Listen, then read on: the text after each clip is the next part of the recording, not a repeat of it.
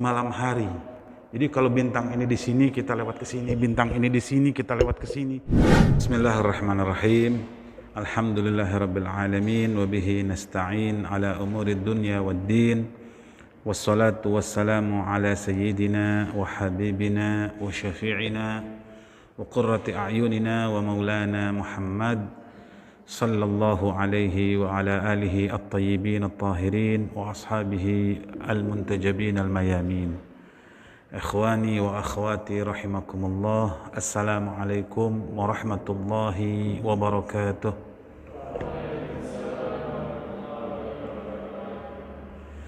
Segala puja dan puji kehadirat Allah Subhanahu wa taala yang telah mengumpulkan kita di tempat yang penuh barakah ini insyaallah.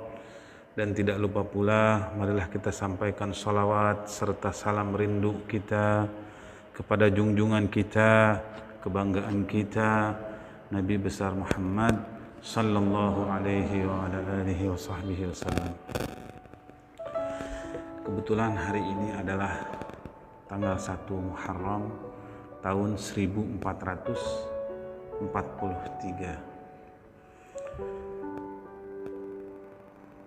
Awal Muharram biasanya suka dibahas tentang hijrah, karena penamaan awal Muharram atau penamaan tahun baru dalam Islam itu dari hijrah, tapi bukan dari kelahiran. Nabiullah Isa sallallahu alaihi, penamaan awal tahunnya atau itu dari kelahiran Nabi Isa alaihi salam, yaitu tanggal 25 Desember. Hitungannya pakai syamsiyah, pakai matahari hitungannya. Katanya lebih kuat kalau matahari itu katanya, sehingga tidak ada ikhtilaf. Tapi kalau di dalam Islam itu permulaan tahun dimulainya itu oleh hijrahnya Rasul sallallahu alaihi wasallam di tahun itu. Jadi hijrah Rasul itu dimulai pada bulan Rabiul Awal, bukan di bulan Muharram. Tapi karena masuk di tahunnya itu, awal tahunnya itu adalah bulan Muharram, maka dimulailah hijriyah itu hitungannya dari bulan Muharram. Begitu pula dengan yang Masehi ya, yang Kristen. Dulu itu awal tahun itu bukan dari Januari, bukan dari akhir Desember, tapi di bulan Juni apa bulan April begitu ya, saya kurang ingat. Tapi ada Paulus yang kesekian, dia merubah awal tahun itu dimulai dari Januari saja, karena berdekatan dengan lahirnya Nabiullah Isa atau Yesus menurut mereka. Ala kulli hal, baik itu Muharram atau Rabiul Awal, baik itu Syamsiyah atau Qamariyah, tahun itu tetap silih berganti. Kalau dalam Islam hitungannya pakai Qamariyah, pakai bulan, karena orang-orang Arab itu lebih memahami ilmu falak, ilmu bulan. Nyaris pemahaman tentang ilmu falak ini atau astronomi itu mereka seperti kita memahami tentang perjalanan sehari-hari. Contoh, saya jalan ke Bandung atau ke Jakarta atau ke Pleret, itu sudah begitu jelas. Ada pamidi dia belok ke kanan, belok ke kiri, itu begitu jelas sehingga tidak membutuhkan apa-apa lagi.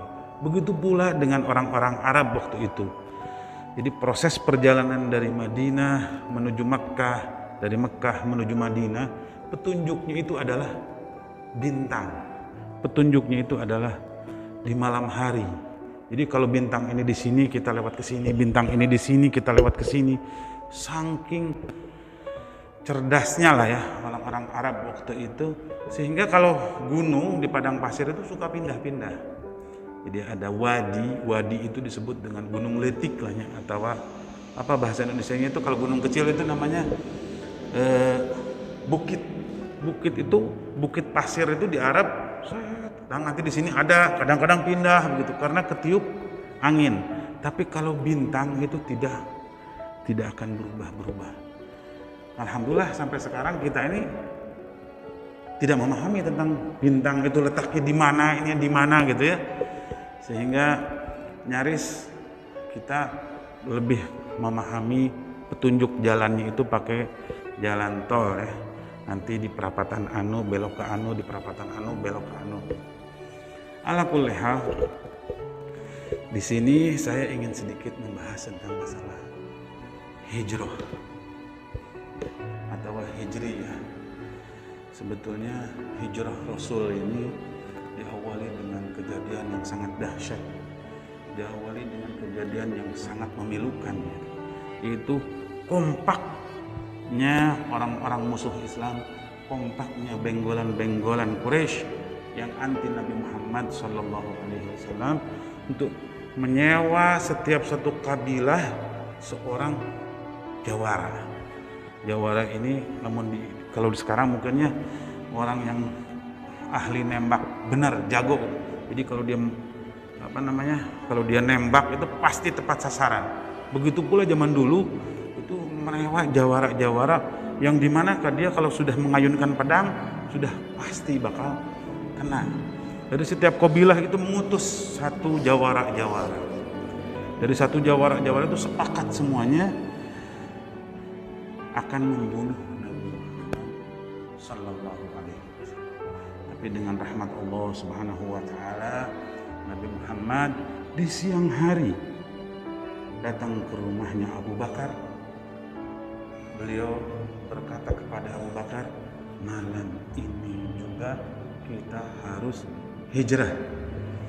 Malam ini juga kita harus pindah. Malam ini juga kita harus tidak boleh ada di Mekah lagi. Jadi waktu itu sebelumnya padahal Abu Bakar beberapa kali melihat al-mu'anah ya, kesedihan-kesedihan, kesengsaraan-kesengsaraan, penindasan-penindasan dari orang-orang kafir Quraisy kepada Nabi Muhammad, sehingga Abu Bakar mengajak selalu kepada Rasul Sallallahu Alaihi Wasallam untuk berhijrah, tapi Rasul tetap tidak mau, karena bagi Rasul kota Mekah ini lebih beliau cintai. Itu sering kita dengar ya, ada pepatah Arab atau hadis bilang hubbul watan minal iman, cinta tanah air itu termasuk daripada keimanan. Rasulullah itu begitu mencintai kota Mekah, sampai-sampai akhirnya karena lobby-lobby terus dari Abu Bakar dan Nabi Muhammad sudah mengetahui bahwa kafir Quraisy sudah sepakat mengutus setiap satu kabilah jawara-jawaranya untuk membunuh Nabi Muhammad. Di siang hari Nabi Muhammad datang ke Abu Bakar, malam ini juga kita harus pergi ke kota Yathrib. Waktu itu namanya Yathrib. Singkat cerita, Nabi Muhammad memerintahkan kepada Ali bin Abi Thalib selaku putra daripada pamannya yang akhirnya menjadi mantunya Rasul Sallallahu Alaihi Wasallam, memerintahkan kepada Ali karena Nabi Muhammad melihat Ali ini layak untuk tinggal di situ, untuk tidur di tempatnya, di ranjangnya atau di kasurnya Nabi Muhammad Sallallahu Alaihi Wasallam. Ali pun tanpa menolak apapun, tanpa sugan, ya Rasulullah berarti engkau ingin aku terbunuh? Tidak sama sekali. Tapi Ali bilang, sami'na wa ata'na. Aku mendengar dan aku harus taat kepada Rasulullah SAW. Padahal Ali tahu bahwa jawara-jawara ini akan datang ke ranjang Nabi Muhammad dan langsung membunuh Nabi Muhammad SAW. Dan Ali pun tidur di ranjang itu, ditutupi dengan selimut. Terus jawara-jawara ini kumpul semuanya. Begitu kumpul semuanya, Nabi Muhammad berdoa kepada Allah agar si jawara-jawara ini pada tidur. Setelah berdoa, Nabi Muhammad membawa, ya dalam riwayat disebutkan, membawa pepasiran seraya mengatakan apa? Waja'alna min baini aydihim sadda wa min khalfihim sadda fa'aghshaynahum fahum la yubsirun. Itu ada sebuah ayat di surat Yasin ya. Dan kami jadikan waja'alna min baini aydihim, di depan mereka sadda, tertutup, semuanya tertutup. Dilemparin gitu, diaur-aurkeun gitu karena ke jawara-jawara, dan jawara-jawara semuanya pada terlahap tidur. Dan Nabi Muhammad keluar, begitu keluar hampir Abu Bakar dan pergi menuju Madinah. Tapi waktu hijrahnya Nabi Muhammad ini bukan secara tiba-tiba, tapi dengan perencanaan yang begitu matang. Bukan hari ini juga tanpa pertimbangan. Pertimbangan ada visibility-nya, tidak gerasa gerusu. Selesai Nabi Muhammad jalan, tiba-tiba ada Syekh Najdi gitu ya. Syekh dari Riyadh, Syekh dari Najd. Menurut para riwayat mengatakan bahwa Syekh ini adalah iblis atau syaitan yang menjelma menjadi manusia. Dia membangunkan siapa namanya? Jawara-jawara. Pada kemana kamu katanya? Bahwa Muhammad ini sudah lewat, kamu malah tidur di sini katanya. Akhirnya kaget semuanya jawara. Begitu naik ke rumah Rasul sallallahu alaihi wasallam dan kemudian meranjang keranjang Nabi Muhammad SAW akan apa namanya? Menghunuskan pedang atau mengayunkan pedangnya ke ranjang tersebut, tapi ditarik dulu. Betul nggak Muhammad sudah keluar? Ditarik, ternyata yang di situ adalah Ali bin Abi Thalib. Kaget ini jawara-jawara. Saya terharu sekali dengan keimanannya Sayyidina Ali bin Abi Thalib. Dia mau tidur padahal bisa jadi tidak dibedol heula eta selimutna langsung dibunuh, berbahaya.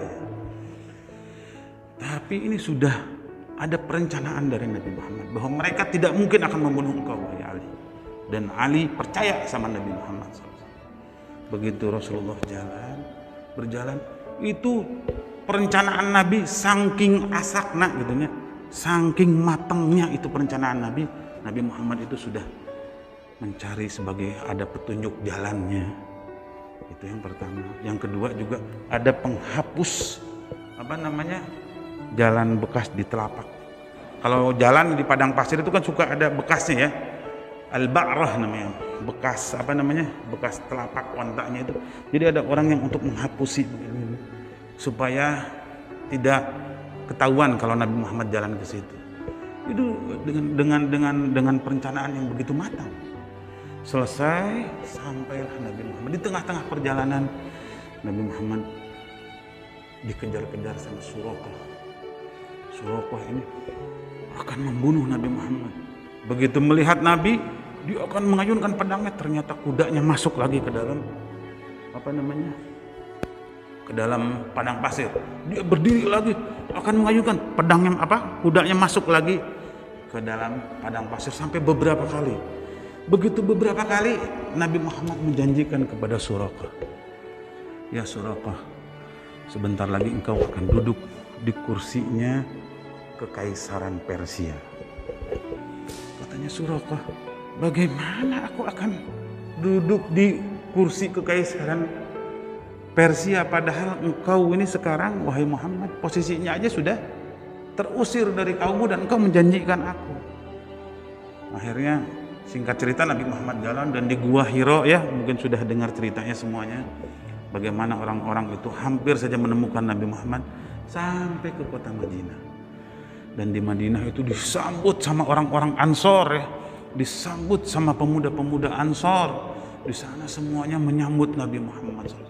Saking rebutannya, ini di rumah aku sampai Nabi Muhammad bilang, sudah gimana onta berhenti, disitulah kita menginap dan membangun masjid. Kurang lebihnya itu cerita ya. Jadi bisa kita ambil istifadah, bisa kita ambil hikmahnya dari cerita hijrahnya Rasul Sallallahu Alaihi Wasallam, bahwa hijrah Rasul itu bukan karena senang-senang, bukan karena tidak ada terjadi apa-apa. Malah ada hadis itu, innama kata ahabbu ilayya, apa gitu ya, ada hadisnya itu, bahwa Mekah itu lebih aku cintai ketimbang yang lainnya dan lain sebagainya. Banyak lagi ya hadis-hadis itu cerita tentang kota Mekah, kecintaan Rasul kepada kota Mekah. Ala kulli hal, jadi sekarang ini kan 10 tahun kesini ini lagi rame kasus-kasus hijrah ya, bahwa ini si A sedang berhijrah, si B sedang berhijrah dan lain sebagainya. Sampai-sampai sudah hijrah ini nanti ada syar'i, ini yang syar'i, ini tidak syar'i dan lain sebagainya begitu ya.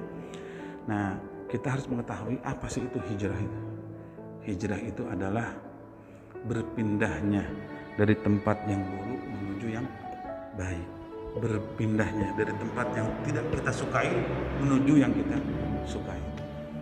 Hijrah adalah berpindahnya kita dari hal-hal yang tidak diridhoi oleh Allah menuju kepada hal-hal yang diridhoi oleh Allah Subhanahu wa taala. Makanya Nabi Muhammad begitu nyampe ke kota Madinah, beliau menamakan Yasrib ini dengan Madinah.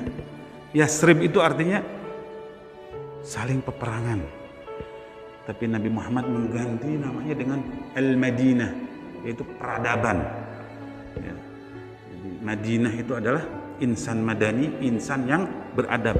Jadi mengganti nama kota itu dengan nama peradaban atau Al-Madinah Al-Munawwarah.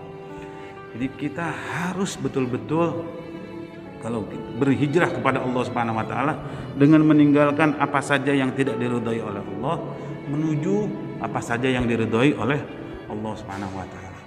Hijrah itu banyak perjalanannya. Perjalanan menuju kepada Allah itu begitu banyak. Dan yang paling susah itu yang paling diridhai oleh Allah Subhanahu wa taala. Apa maksudnya daripada susah? Perjalanan menuju Allah itu banyak. Ada yang datar, ada yang menanjak, ada yang mendaki, ya, ada yang menurun. Dan yang paling tepat itu adalah kalau kita ingin mendapatkan ridha Allah Subhanahu wa taala adalah dengan yang mendaki, yang menanjak. Dalam surat Al-Balad, la uqsimu bihadzal balad dan lain sebagainya, falaqtahamal aqabah wa ma adraka mal aqabah. Kalian tahu nggak apa sih jalan yang paling susah yang bisa kalian tembus?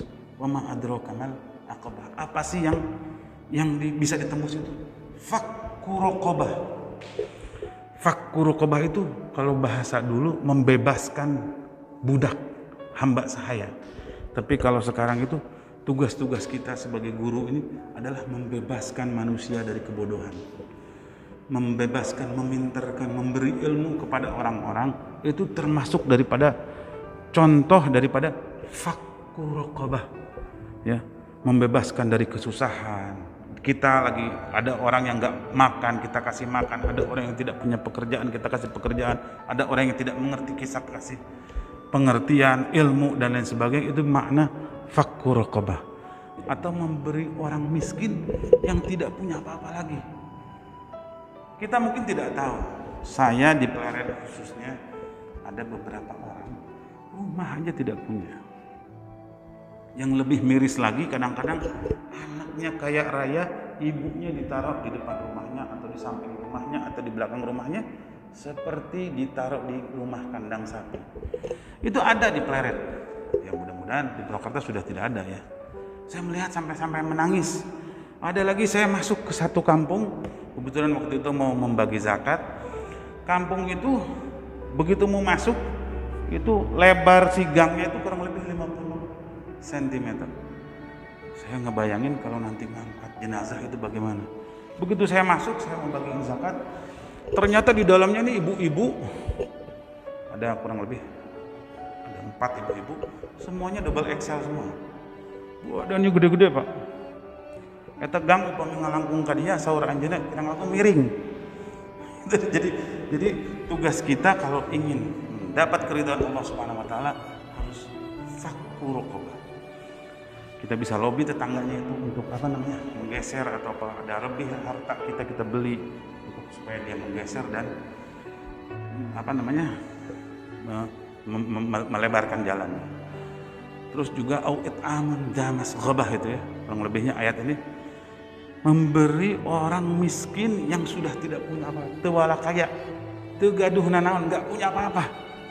Jadi dia hidup ini makan koreh-koreh cok kata dia, makan hari ini, makan jam ini, belum tentu siang atau malam makan lagi. Yatiman dza maqrabah, orang yatim, anak yatim yang masih ada family sama kita. Ikhwani wa akhwati rahimakumullah, tahun baru Islam ini kita mungkin bergembira dengan hijrahnya Rasul sallallahu alaihi wasallam.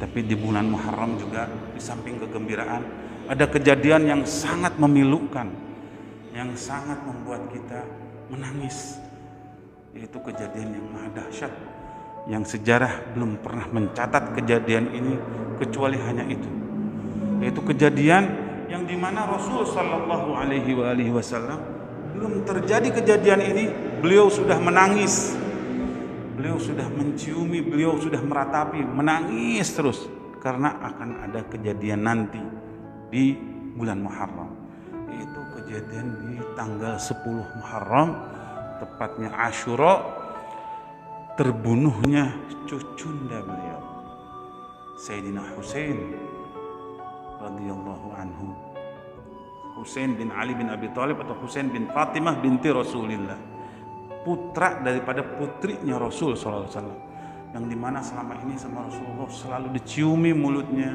selalu diciumi pipinya. Beliau sendiri mengatakan, Husainun minni wa ana min Husain, Husain dariku dan aku dari Husain, Husain yang memahami ruhku dan aku yang memahami ruhnya Husain. Begitu besar kecintaan Rasul sallallahu alaihi wasallam kepada Husain. Di bulan 10 Muharram ini, di tanggal 10 Muharram tahun 61 Hijriah, beliau dibunuh oleh orang-orang yang mengaku umat Nabi Muhammad SAW dengan pembunuhan yang sangat dahsyat. Jumlah keturunan Rasul, anak cucu Rasul cuman hanya kurang lebih ya 72 atau 73 orang, dibunuh oleh 10.000 lebih pasukan, sebagian berkuda, dan dibantai. Setelah itu dipenggal, dan setelah dipenggal badannya diinjak-injak.